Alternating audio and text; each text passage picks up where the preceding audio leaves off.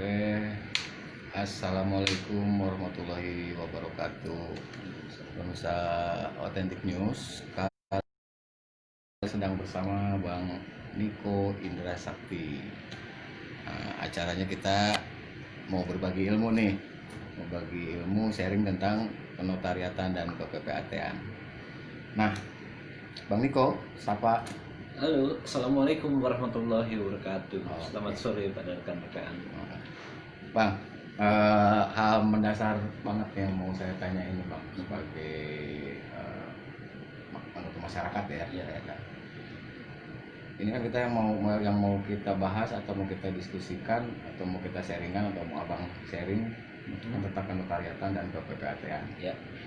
Nah, pada dasarnya Bang, notaris itu apa sih Bang? Kalau menurut Abang, lebih penjelasan. Pertanyaan yang menarik nih.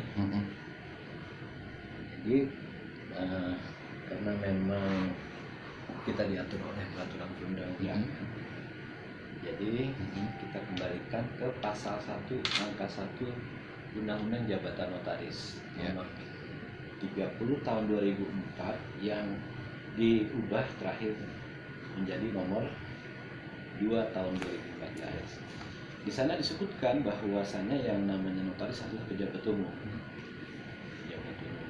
Dengan demikian, kalau kita hendak memahami dari kacamata yang sederhana, itu juga kita harus memahami yang namanya pejabat umum.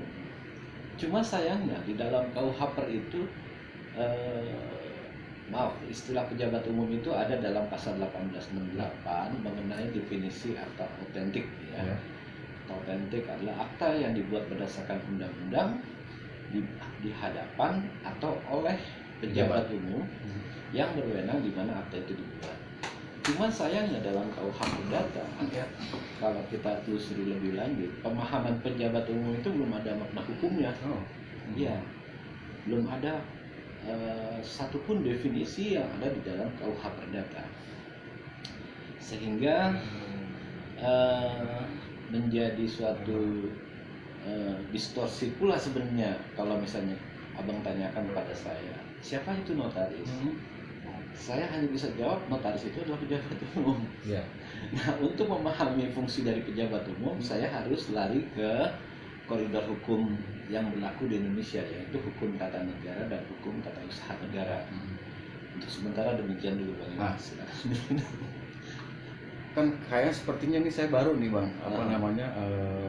ngobrol atau wawancara dengan narasumber yang ketika ditanyakan mengenai apa itu notaris atau self notaris, atas dilarikan langsung ke koridor hukum mengenai pejabat tata usaha negara. Koridor hukumnya hukum tata negara dan hukum tata usaha negara. Landasan dasar atau pemikiran apa sih Bang yang harus kita pahami sebetulnya ke arah situ? Apakah memang semua udah kebanyakan notaris atau PPAT sudah sadar akan hal itu, atau memang belum, atau memang bagaimana Bang menurut Abang? Karena selama ini yang saya perhatikan, perspektif yang muncul itu dari historical saja.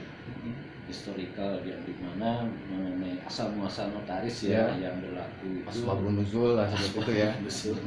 Yang mulai berlaku di Eropa kontinental itu kan berasal dari Italia Utara, khususnya kerajaan Romawi yang menjajah Prancis. Di Prancis dikonkordasikan mengenai tubularia. Pada saat itu istilahnya masih tubularia atau notaria, notariraia. Iya istilahnya, maaf. Nah, di Prancis itulah pertama kalinya diundangkan siapa itu notaris gitu kan. Diundangkan sekaligus yang istilah-istilah yang berbeda tadi, tubularia gitu ya, itu dijadikan satu. Karena dulu pada zaman Romawi itu memang ada dua bentuknya, satu di kerajaan yang tercatat di kerajaan, satu lagi yang berada di luar kerajaan. Nah, dengan undang-undang yang dilakukan di Prancis itulah dijadikan satu istilahnya notaris. Nah, notaris Prancis pada tahun 18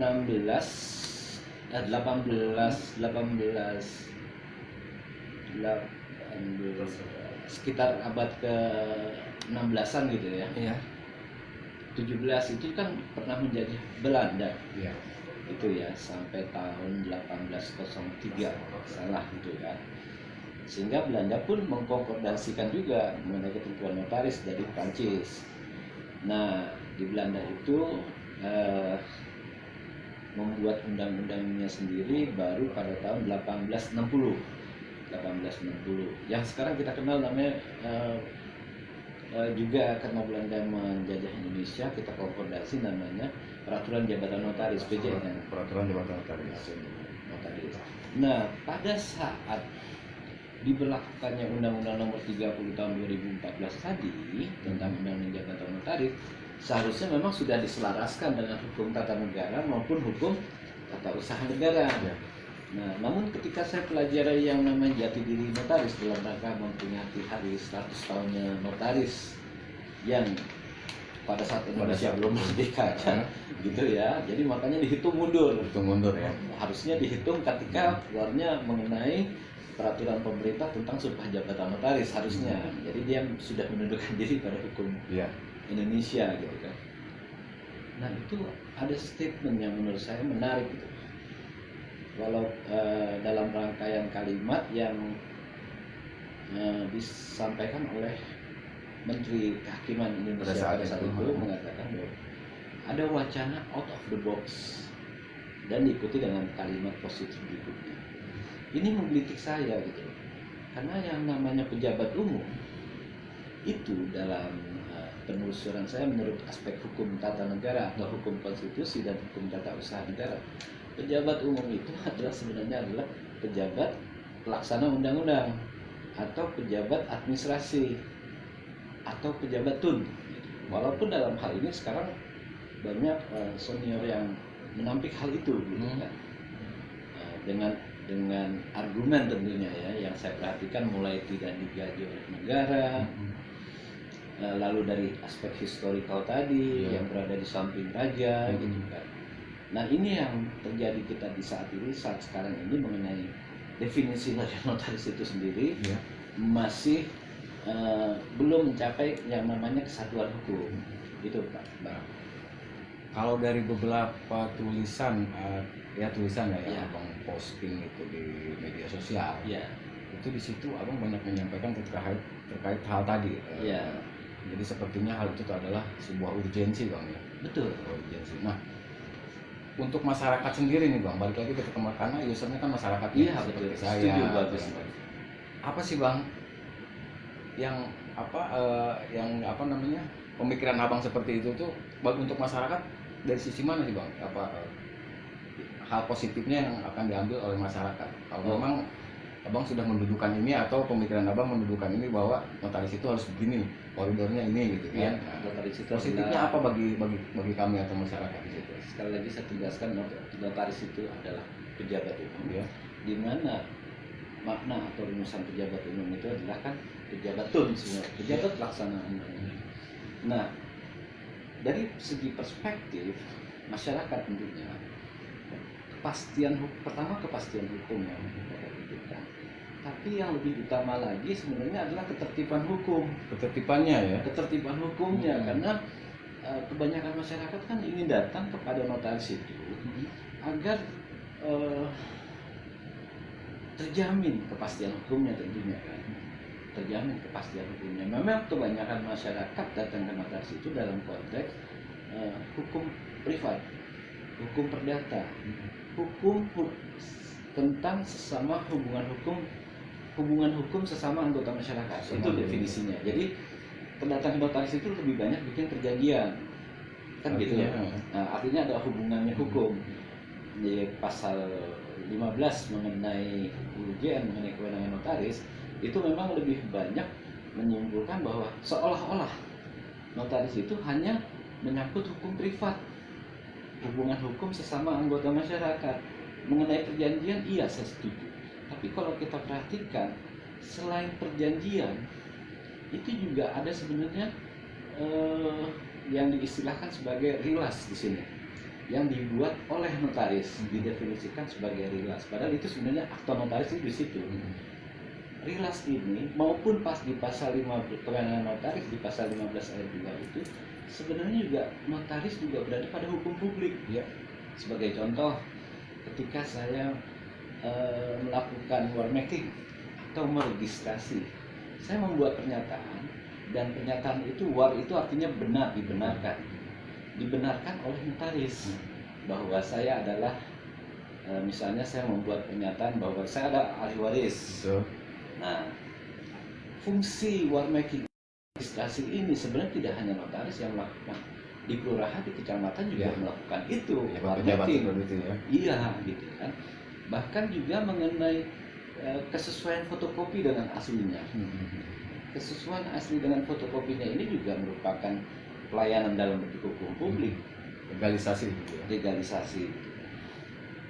Jadi artinya harusnya kita merubah bahwa di dalam buku jati diri notaris disebutkan bahwa notaris melaksanakan sebagian tugas-tugas pemerintah dalam. Tapi kalau kita lihat kewenangan notaris pada 15 ayat 2 itu sebenarnya tidak hanya pada hukum privat saja, pada hukum publik juga notaris memberikan pelayanan. Maksudnya ini juga kan ada kaitannya juga dengan adanya diksi atau frasa notaris sebagai pejabat umum dan notaris sebagai profesi di situ kan. Iya. Kalau tidak salah di ujian sendiri ada dua frasa seperti itu. Ya. Nah, tiga malah ya. Nah, Ada 3 pasal yang menyangkut frasa tentang itu. pasal 1 Pasal 1. angka 5, Nah, pasal 4 mengenai sumpah jabatan notaris, dan organisasi pasal 82 tentang organisasi profesi. ayat 3. Ya. Nah, Bang, dari 2 frasa yang berbeda ini, padahal orang menganggapnya itu dan notaris itu adalah sebagai pejabat umum, tetap mereka ada yang kekeh mengatakan bahwa notaris adalah pejabat umum, tapi Ya. di frasa itu sendiri ada 2 Seolah-olah ada dua fungsi. fungsi. Satu sebagai dinyatakan pejabat umum, Apakah satu hal ini perlu sekali tidak, Bang, menurut Abang diluruskan atau disamakan persepsinya tentang makna notaris sendiri itu, Bang? itu sangat penting. Dan bagaimana caranya kira-kira, Pak? Ya, kebetulan kan kita mau masuk kepada perubahan kedua ya. Ada wacana akan ada perubahan ini kedua tentang ujian. Tapi memang kalau misalnya mau cara tercepat, Ya, sebenarnya adalah uji materi. uji materi. Uji materi paling cepat. Nah, untuk sosialisasinya sebelumnya harus diadakan seperti harus ada atau kita adakan webinar kah atau diskusi seperti Bagusnya begitu, Bang. karena tiba-tiba nanti kalau tiba-tiba diuji materi kan atau tiba-tiba dimasukkan ke RU yang baru yang sekarang yang kedua Iya. itu masih banyak yang belum Prosesnya masih lama. masih lama. Satu itu, yang kedua kan belum banyak yang belum paham mungkin ya, Betul. belum paham atau belum ngeh. Kalau belum Betul. paham mungkin kayaknya sih udah pada paham. Paham. Betul. Nah, Saya sependapat itu. belum ngeh kayaknya. Nah, untuk seperti itu apakah dimungkinkan untuk mengadakan webinar atau diskusi atau Iya, itu merupakan cara yang menurut pendapat saya yang seharusnya dilakukan. Istilahnya dikondisikan dulu lah. Karena ya kalau misalnya kita menguji apakah notaris itu pejabat umum atau suatu profesi. Nah, untuk awalnya mestinya kita bedakan dulu antara pemahaman pejabat dengan profesi. Nah, Ya, itu penting kan? Karena kenapa notaris itu di dalam pasal 1 angka 1-nya harus menyebutkan sebagai pejabat umum? Karena yang berwenang membuat akta otentik adalah pejabat umum tadi kan, 1868 gitu kan. Dan gudangnya pejabat itu sebenarnya di pemerintah. Gitu. Nah, sementara kalau berdasarkan undang-undang pelayanan publik itu dibedakan 3 jenis bentuk pelayanan publik. Pelayanan publik di bidang administrasi, ya. pelayanan publik di bidang jasa profesi, bidang jasa dan barang jasa. Betul. Nah, sekarang kalau misalnya kebanyakan yang saya lihat arahnya gitu lebih suka dianggap memberikan pelayanan publik di bidang jasa publik. Nah, dianggap lebih suka itu gimana? Saya Soalnya nggak, Bang, lihat. masalahnya Nenek mungkin mau belak-belakannya ya. Mau belak-belakannya. Kalau senyatanya saya kalau bicara berdasarkan peraturan perundang-undangnya, masyarakat pastinya meminta menghadap datang ke notaris itu dengan satu tujuan, bahwa hubungan keperdataan tadi Iya. ya, hubungan hukum sama anggota masyarakat itu dengan dibuat di hadapan notaris, sebenarnya sudah masuk dari hukum privat ini. Dengan dijadikan akta otentik, dia sudah masuk kepada sistem publikasi. Iya. Notaris itu sebenarnya bagian dari hukum publikasi. Ya. Kenapa? Karena kalau dibuat dalam bentuk akta otentik, secara umum itu merupakan bukti yang terkuat dan terpenuh atas suatu peristiwa konkret. Peristiwa konkretnya kan perjanjian atau hubungan hukum sesama anggota masyarakat. Jadi secara umum masyarakat tidak bisa bantah lagi, khususnya pihak ketiga ya, khususnya pihak ketiga. Karena begini, ada kasus di mana salah seorang notaris itu disomasi. Ya. Somasinya terhadap apa? Somasinya itu ternyata dia membuat akta otentik terhadap perjanjian kerjasama antara developer sama bank. Itu namanya perjanjian kerjasama kepemilikan pembiayaan terhadap kepemilikan apartemen. Nah, jadi para pihaknya ini developer dengan bank. Tapi yang disomasi itu notarisnya. Kenapa? Kenapa bisa terjadi seperti itu? Nah, jadi rupanya developer itu kerjasama dengan suatu koperasi, suatu perusahaan penerbangan gitu ya, di mana yang nanti membeli apartemen itu anggota koperasi ini. Jadi koperasi ini adalah perusahaan marketing sebenarnya, menjadi penjual daripada unit-unit apartemen. Nah, koperasi melihat ya kan anggotanya sudah membayar uang bukannya, kok apartemen nggak jadi gitu kan, sehingga koperasi ini beranggapan bahwa dengan akta otentik yang perjanjian kerjasama itulah sebenarnya menjadi bukti adanya suatu penipuan. Kan menjadi lucu kan? Ya. Kenapa menjadi lucu? Karena begini, masyarakat itu masih melihat bahwa yang namanya akta perjanjian kerjasama tadi itu adalah yang buat notaris.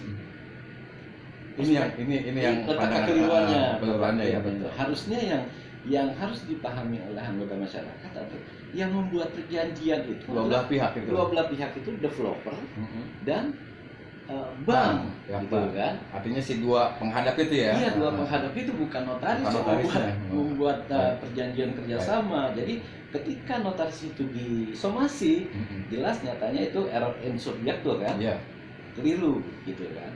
Jadi pandangan inilah yang sebenarnya masih ada di masyarakat gitu. Dengan dilekatkannya akta otentik oleh notaris terhadap hubungan hukum sesama anggota masyarakat, itu secara umum menjadi bukti terkuat dan terpenuh. Kenapa? Karena pejabat umum ini fungsi utamanya adalah mengkualifisir apakah hak dan kewajiban yang diperjanjikan tadi itu melanggar atau tidak dengan ketentuan peraturan perundang-undangan yang berlaku. Itu fungsi utamanya dari pejabat umum. Makanya kalau itu dibuat dalam bentuk akta otentik, pastilah merupakan bukti terkuat dan terpenuh. Nah, permasalahan muncul kan tadi kita sudah singgung bahwa yang namanya pejabat umum itu tidak ada satupun di dalam KUHP yang mengatur tentang pejabat umum. Ya, itu KUHP ya, dalam KUHP dulu nggak ada. Notaris itu dulu diaturnya di peraturan jabatan notaris. Nah, peraturan jabatan notaris yang sekarang menjadi undang-undang jabatan notaris sebenarnya berada di wilayah hukum mana? Apakah ini berada di wilayah hukum perdata atau hukum publik? Inilah yang sebenarnya belum disepakati bersama. Kalau ini belum disepakati bersama, itu akan menimbulkan yang namanya melanggar ketertiban hukum tadi, gitu loh. Jadi sebenarnya ada hal yang sifatnya urgen gitu, khususnya dalam hal ini adalah shareholders ya. Shareholder di sini adalah notaris itu sendiri dan pihak yudikatif. Karena ini intinya adalah ketertiban hukum. Tujuan hukum itu selain pembangunan adalah salah satunya adalah ketertiban hukum. Itu Bang. Nah, ini nih Bang, tadi kembali ke kata Abang tadi kan di sini ada kekeliruan dari masyarakat yang menganggap bahwa perjanjian tersebut jadi notaris seolah-olah di situ yang membuat itu kan. Nah ini kan masyarakat nih bang, kembali saya masyarakat di sana. Saya ini nggak tahu, saya datang tahunya ketika datang ke notaris ini kita kan bikin perjanjian seperti ini. Dan pada saat itu mungkin perjanjiannya dibuatkan atau hanya diketahui oleh notaris atau dibuatkan. Bonggol permasalahannya sebetulnya nih bang, kalau menurut saya nih takut kalau koreksi kalau salah. Sepertinya kan notaris itu sendiri kan harus ketika si para pihak ini datang, dia wajib nggak sih untuk memberikan dulu pemahaman bahwa Anda itu datang ke sini sudah jadi bawa perjanjian gitu kan. Contoh seperti itulah. Nah, saya di sini hanya membuat otentisitasnya tadi aja seperti itu. Makanya di sini kan dalam tanda kutip banyak kejadian seperti yang Abah tadi bilang, ada somasi terhadap notaris itu sendiri. Padahal di situ notaris itu kedudukannya dia hanya mengkonstantir yang tadi mengkualifisir kan. Ya. Dan mengkonstitusi. Walaupun itu tidak, walaupun tiga aturan tersebut unsur itu kan tidak ada di KUHP maupun KUHP di aturan tidak ada lah ya, itu yang kebiasaan. Nah, bonggol dari permasalahannya sendiri bang, notaris tersebut bisa menjadi bermasalah atau somasi atau tersangka malah lebih beratnya lagi itu apa sih bang itu? Ya itu tadi kan kalau masyarakat udah jelas nih, masyarakat misalkan tidak paham atau memang tidak menguasai ilmu tentang penotariatan atau undang-undang jabatan notaris. Iya. Nah, kalau untuk masyarakat yang maju tentu biasanya dia sudah lawyer oriented ya. Kepentingannya pasti diwakili oleh lawyernya yang paham hukum. Ya. Tapi kebanyakan masyarakat awam belum gitu kan. Nah, disinilah fungsi notaris, kewajibannya sebagaimana pasal 15 ayat 2 huruf G adalah melakukan penyuluhan hukum. Bagaimana? Karena begini kan, pada dasarnya para pihak itu membuat perjanjian asal berdasarkan kesepakatan lisan. Hanya kita buat perjanjian untuk hutang yuk, gitu kan. Nah, disinilah bahwa kedua belah pihak itu wajib sifatnya untuk dikonstantir. Cara demikianlah sebenarnya notaris untuk mengenal para penghadap demikianlah. Jadi bukan atas dasar pesanan dari kreditur saja. Oh iya, sebelah pihak artinya ya. Sebelah pihak sih, dari dua belah pihak. Jadi setiap perjanjian apapun itu ya kedua belah pihak harus dikonsultir. Tidak bisa tiba-tiba saya punya konsep atau draft ini perjanjian jual beli yang seperti ini yang atau pinjam meminjam seperti ini yang bagus gitu kan. Itu mudah sekali nanti dibantah oleh salah satu pihaknya. Gitu. Jadi fungsi utama daripada notaris ketika dia mengkonstantir pernyataan-pernyataan para pihak, mencatat pernyataan-pernyataan para pihak itu, dia melakukan justifikasi atau mengkualifisir tadi. Apakah debitur kan pasti menyatakan bahwa saya ingin berpinjam pada uang pada B. B sebagai kreditur membuat term and conditions hendaknya kan. Nah, dalam kondisi seperti ini kan terjadi ketidaksamaan antara debitur dengan kreditur kan, debitur dengan krediturnya, keinginannya gitu, term condition, ketentuan dan syarat-syaratnya gitu kan. Bisa saja kebanyakan debitur sekarang pengen yang sifatnya praktis, artinya di situ bahwa ketika dia memberikan pinjaman pasti dia menginginkan agunan kan, jaminan utamanya, di mana dia ingin mendapatkan hak preference dan mengikuti daripada bendanya. Nah, lebih jauh daripada itu, bahkan ada kreditur, banyak kreditur sekarang ingin menjadi pemilik daripada benda itu. Padahal menurut KUH Perdata, sejak berlakunya KUH Perdata sampai berlakunya hak tanggungan, itu kan ada istilah larangan milik beding.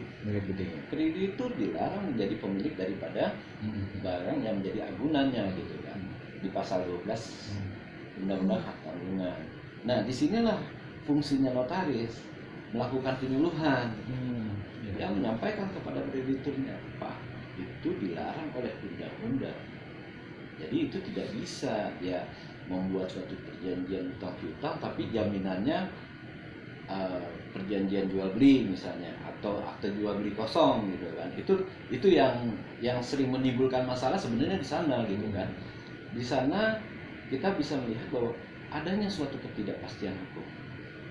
di sana tercipta adanya ketidaktertiban hukum itu sendiri sebagai tujuan hukum.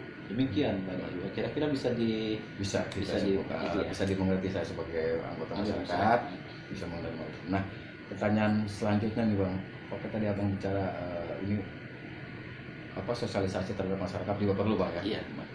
Balik lagi ke pertanyaan saya yang lebih apa ya?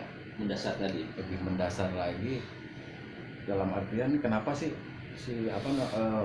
para notaris atau yang orang yang harusnya berada di tengah nih Bang? Ya. Karena tadi sepertinya agak terlewat sama Bang. Okay. Notaris yang berada di tengah posisi antara kedua pihak. Ini kan contoh lah misalkan dua belah pihak dia di tengah. Tapi ketika di sini ada masalah, notarisnya yang kena gitu Bang. Nah, kebanyakan hal-hal seperti itu kesalahannya dari mana kira-kira Bang? Ya itu tadi, notaris dia tidak berada di posisi yang di tengah. Tidak memposisikan, berarti itu jawabannya. Atas dasar dia memenuhi kepentingan daripada salah satu pihak, khususnya misalnya kreditur gitu kan, atau debitur gitu kan, atau developer gitu. Itu yang. Dan posisi seperti itu tuh sebetulnya itu posisi lawyer kalau gitu Bang. Kalau lawyer dibolehkan seperti itu atau gimana Bang? Beda sekali Bang. Bedanya antara lawyer profesi gitu kan. Notaris ini satu, lawyer itu profesi, notaris itu adalah pejabat, ya pejabat umum tadi. Nah, yang kedua, lawyer itu memberikan jasa hukum. Kalau notaris memberikan pelayanan administrasi gitu. Jadi semakin bisa kita membedakan kan di mana profesi dan di mana itu pejabat gitu kan. Makanya ini yang harus dibedakan betul-betul bisa dibedakan Bang ya. Iya. Satu memberi jasa layanan, jasa profesi, jasa publik ya, jasa publik. Satu lagi pelayanan publik di bidang administrasi.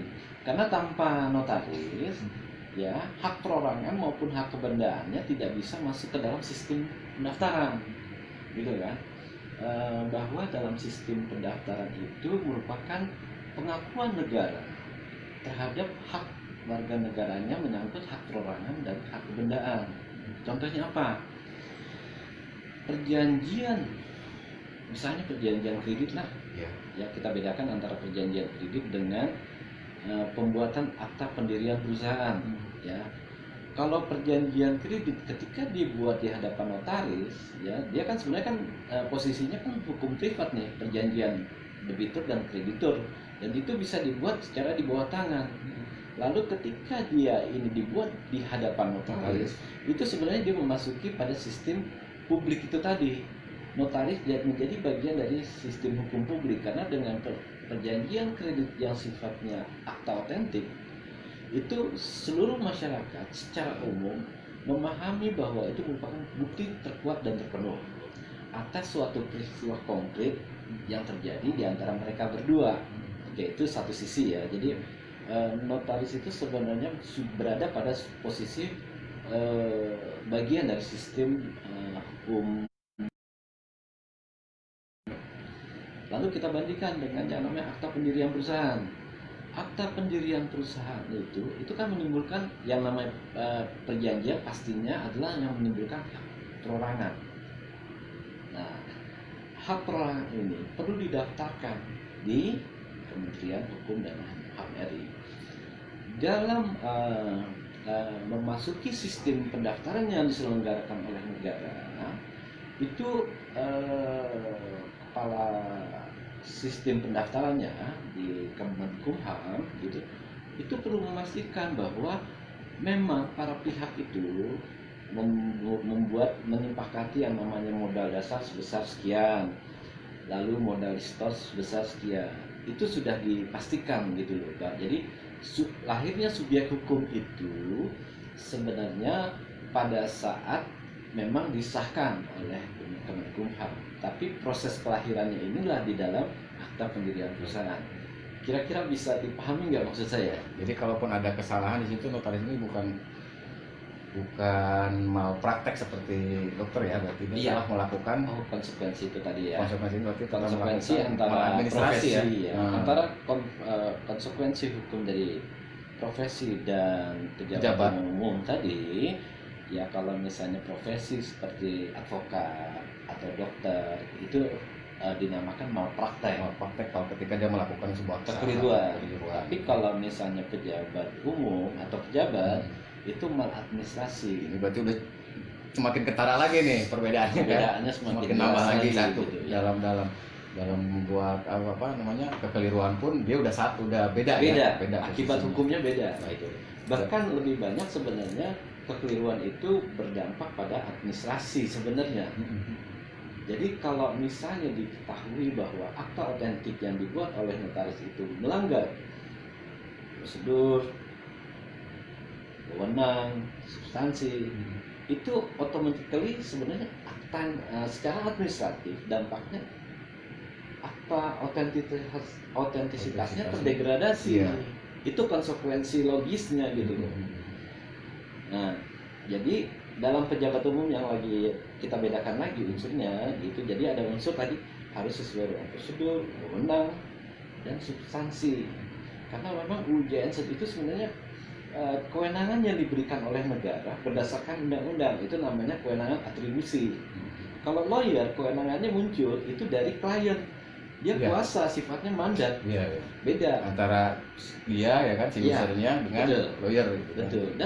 Dan kemari itu saya lihat ilmu lawyer itu, pengacara itu lebih maju, lebih maju daripada notaris. Kenapa? Karena dia terbiasa diuji di hadapan majelis hakim gitu kan.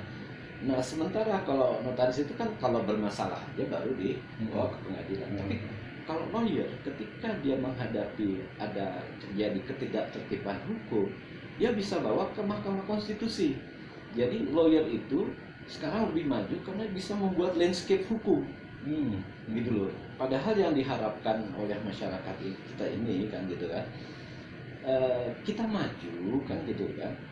Hukum itu merupakan infrastruktur. Jadi kalau kita lihat pengalamannya Singapura, jadi Perdana Menteri Lee Kuan Yew itu lulusan Universitas Cambridge kalau nggak salah.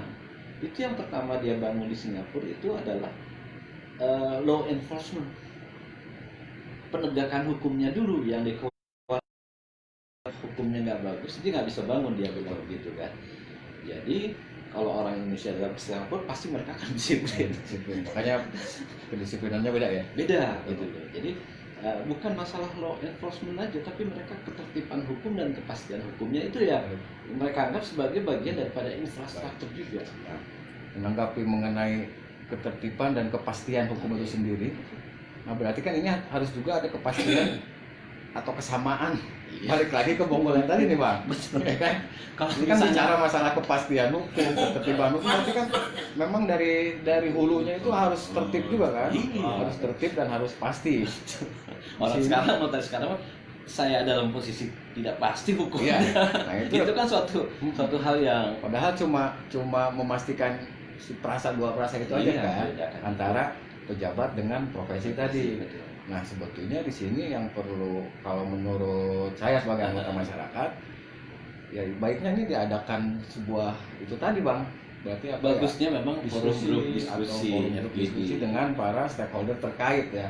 Iya, shareholder dengan stakeholdernya. Dari kepentingan ini memang harusnya menjadi isu utama gitu ya. Kita mau maju atau tidak gitu kan. Nah, karena kalau dari perspektif hukum tata usaha negara ya, selain tadi wewenang, prosedur dan substansi, kita kan juga paham yang namanya atribusi, delegasi, dan mandat kan. Di dalam Omnibus Law kemarin di pasal 174 itu yang namanya delegasi itu dicabut, Itu sudah dirubah dicabut. menjadi mandat sekarang berdasarkan pasal 174 Omnibus Law. Karena kalau saya pelajari Itu nanti dalam kita bahas berikutnya Oh, Bang, iya, bersambung ya. Rugi dong kalau semuanya buka sekarang. Nah sekarang gini Bang, tadi kan kata Abang ya memang ini perlu nih adanya sebuah forum diskusi.